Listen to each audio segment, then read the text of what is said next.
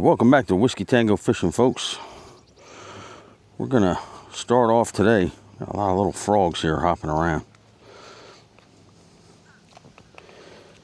We're gonna start off today with the Big Bite Baits 5-inch trick stick in that metholiate color, which is like a fluorescent orange. It was doing pretty well for me yesterday. Caught a couple on a day that was otherwise very slow. The water is still very stained, but this color seems to be showing up fairly well in it. So we're gonna go ahead and see if we can get something to bite on the line here. Something's on it. Something's biting it.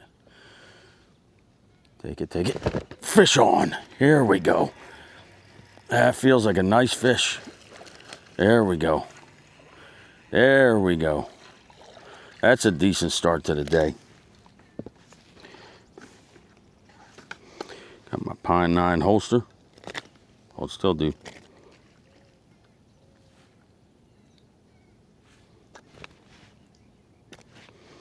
I'm trying to get your hook out. There we go. Hold still.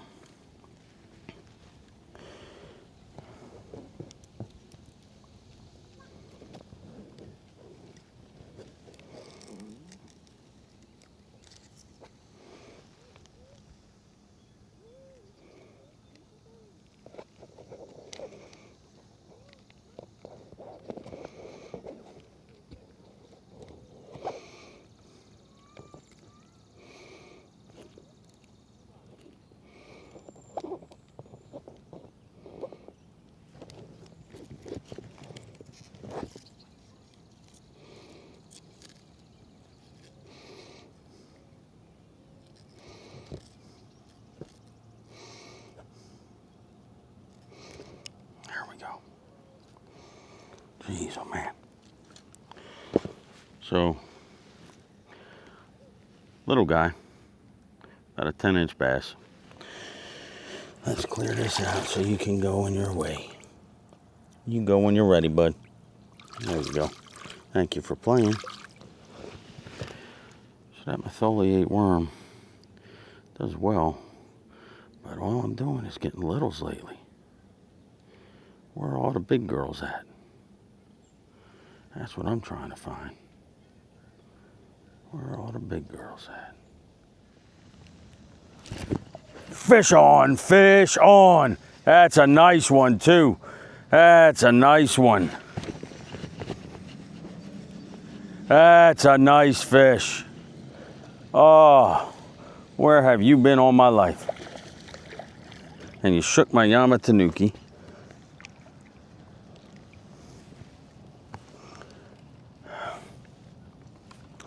Wow, look at how he's hooked. You see that in there? So this is where that hook remover comes in real handy, because I can just pop it on there and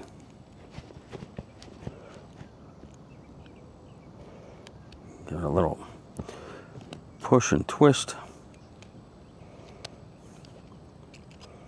and out it comes. I don't even care that you shook my Yamatanuki. Look at this bad boy. Little guy, but I didn't get skunked. Go when you're ready. I appreciate you. I wish you'd get your big sister to come out.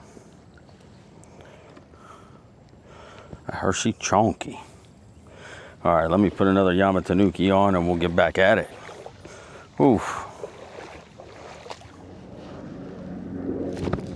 Fish on, fish on. Ooh, that feels like a nice one. It's taking drag. Nice. Look at this. Look at this. Come on there, buddy. Come to Papa. Come to Papa. You are a nice fish. You are a nice fish. I feel you fight. I feel you fighting. Oh my goodness gracious. Glory be. Yeah, buddy. Hi. How's your day? and you shook my Yama Tanuki. Haha, I got you. You shook my Yama Tanuki. Dadgummit. Ugh. Pulling drag on me and everything, and he ain't even that big. He ain't even that big.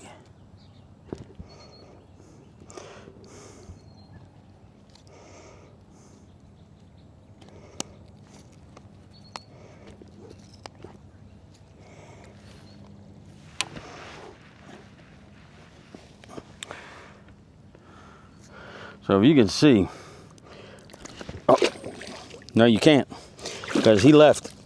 He didn't want to play that game. So I was trying to show you, his bottom jaw had a hole in it about that long and that wide.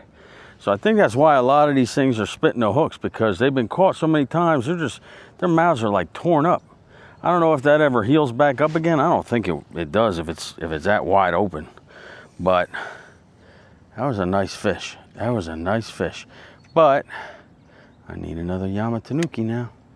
These Yama Tanukis just don't hold up. They catch fish, but they don't hold up. They get shaken off more than anything. And we just had to talk about this on the podcast that I was just on. The Double S podcast. If you haven't checked that out, by the time this video airs, go on any of my socials. I have it in my feed where I posted the link. If you didn't see the live stream, you can watch the recording. Go on YouTube and search Double S Podcast or True Patriot Outfitters or the Heroes Media Group.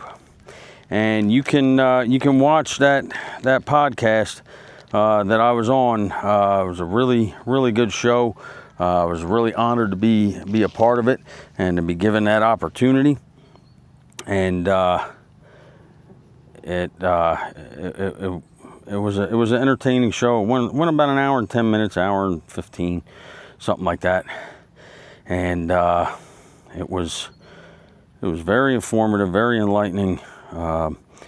And I look forward to working with those guys and doing more with them in the future, because that's how we make things grow, right? We network, we help each other out, and we do what we can.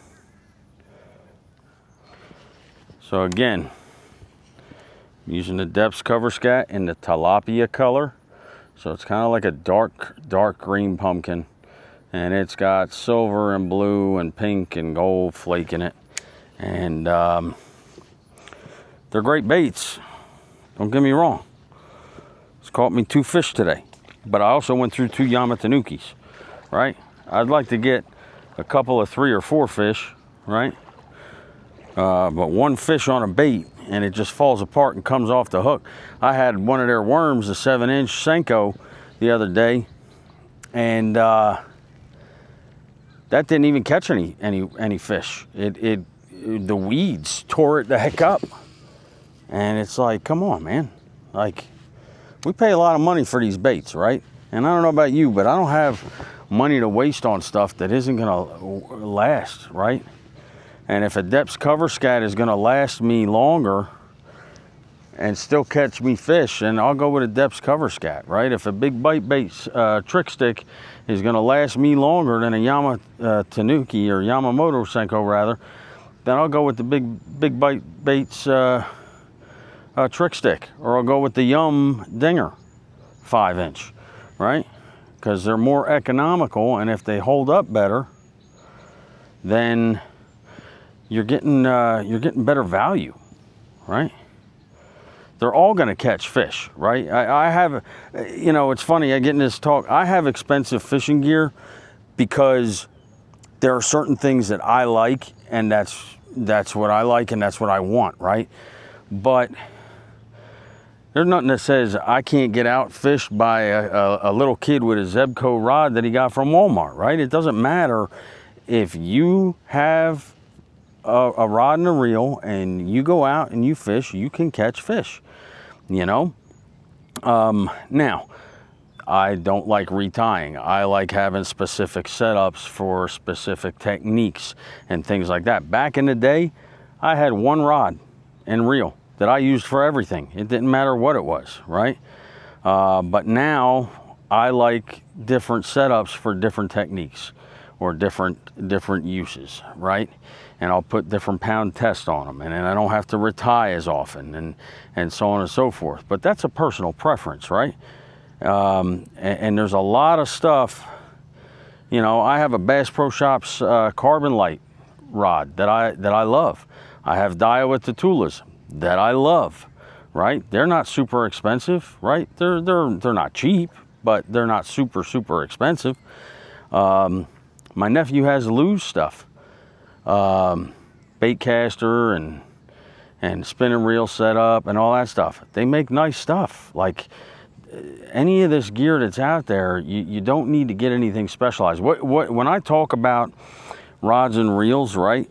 What you should focus on is when I say this says it's weighted for or rated for 3/8 to 1 ounce lure, and it's rated from 10 to 20 pound line, and it's a 7 foot, you know, medium heavy, right, or whatever, and it's a fast action or it's a moderate action or whatever the case may be.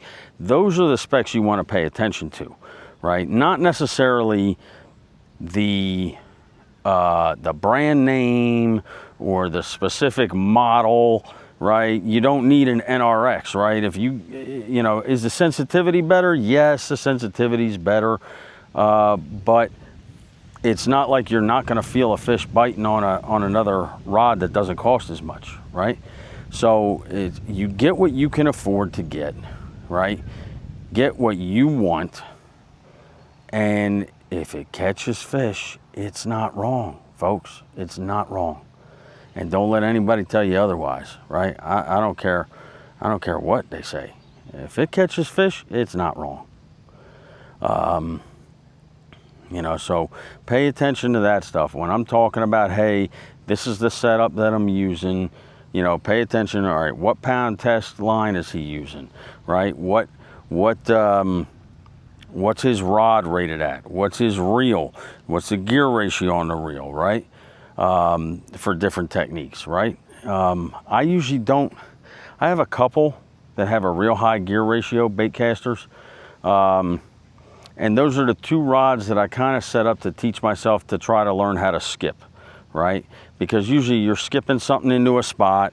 You may twitch it around a little bit if nothing grabs it on the fall, and then you're reeling it back up and you're casting again, right? You're putting it in a different spot a lot of times. So, but for the most part, I stay around that 7 to 1. This is a 7 to 8, but 7.8 rather. But 7.1 to 1, 7.8 to 1 is a little fast, but you know, I'll deal with it. You know, I don't get too much into the 6s because I just reel it slower then, right? You can adjust. So something in the middle allows you to speed up your retrieve or slow down your retrieve. And you can kind of achieve a similar result, right?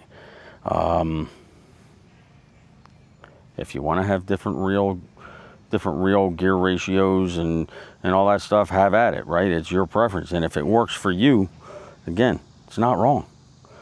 But keep that in mind. I have certain stuff just because I'm like, oh, I want to get this. I want to try this. Or I felt it and put, you know, like this is a Shimano Jackall Poison Ultima rod, right? Made by Shimano. But I got a Daiwa Steez SVTW on it. Now, people will say, oh, that's sacrilegious. You're putting a Daiwa on a Shimano rod. Yeah, but look at it. It looks like it was made to be together. When you feel the balance on this, it just, everything, I could throw this rod all day long. It is so light. It is so well balanced. The sensitivity is off the charts. I love this rod and reel pairing, right? You know, it is what it is. You go with what you like and you go with what you can afford. You know, I wasn't able to afford this stuff until probably 7 or 8 years ago, I started treating myself. I said, you know what, every year I'll get a nice rod and reel set up, right? And treat myself, and I'll get a specific one, right? The next one I wanted to get was for like crankbaits, but that's going to wait a little while. I wanted to get a crankbait specific setup. And again, with that, you want something that's got a little bit of a moderate action to it. So when the bass bites it, you're not gonna, and you set the hook, you're not gonna rip the trebles out of its mouth, right? But you want it to have enough backbone that it can get that fish in, right? And land that fish for you. So I haven't decided on that, and I've got other priorities right now. So I'm not gonna spend the money on a separate crankbait setup. And I haven't used crankbaits that much, and you know, if I wait a little longer to start using crankbaits, I'm fine with that, right? It doesn't bother me. I'm not going to lose sleep over it. Something just knocked it. Fish on, fish on. Yeah, that's a nice one. That's a nice one. Ooh, that's a nice one.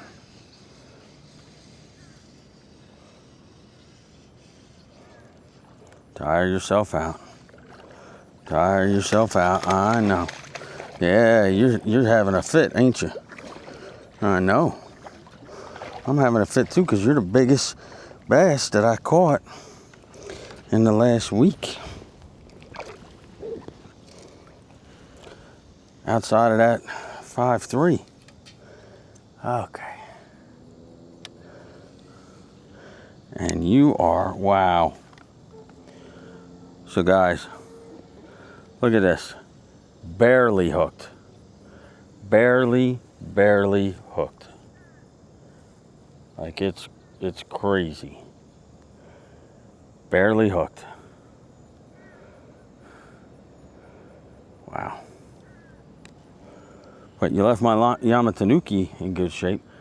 Look at that color, man. That's such a deep green and gold in there. Beautiful. 2-pound fish. And we're gonna let you go. You tell all your friends what a wonderful time you had and send them my way. You go when you're ready. You can let go of my thumb too. Well, you don't have to be mad about it. You could have gone anytime you wanted.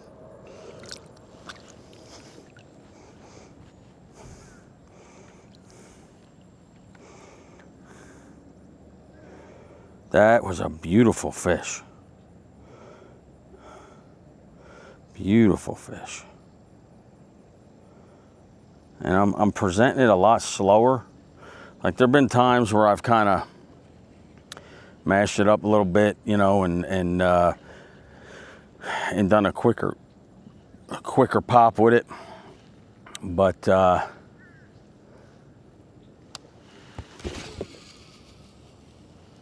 that was a lot slower that time.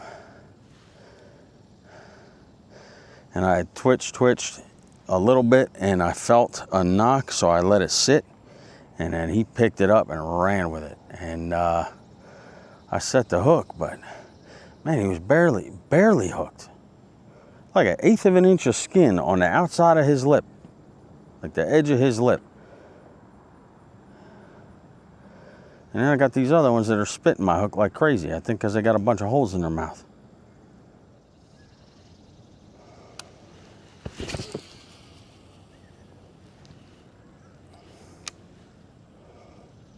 Oh, something knocked it right away. Yes, fish on, fish on. Oh, that feels like a nice fish. That feels like a nice fish.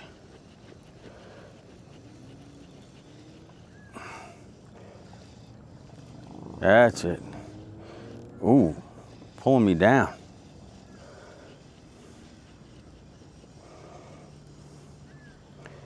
Oh, I don't think he's huge though. No, nice size. Nice. Yeah, probably another 2. Did you shake my tanuki? You did, didn't you? Son of a gun.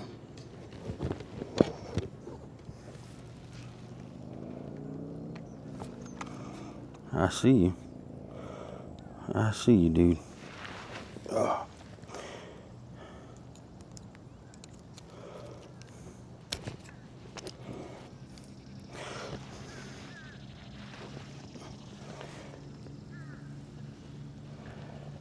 Nice fish. Pound and a half. You go when you're ready, buddy. I appreciate you playing. Thank you for leaving in such a polite way. I love it when they have manners. Can I see my Yama Tanuki here? No, he shook it off again. Jeez, oh man.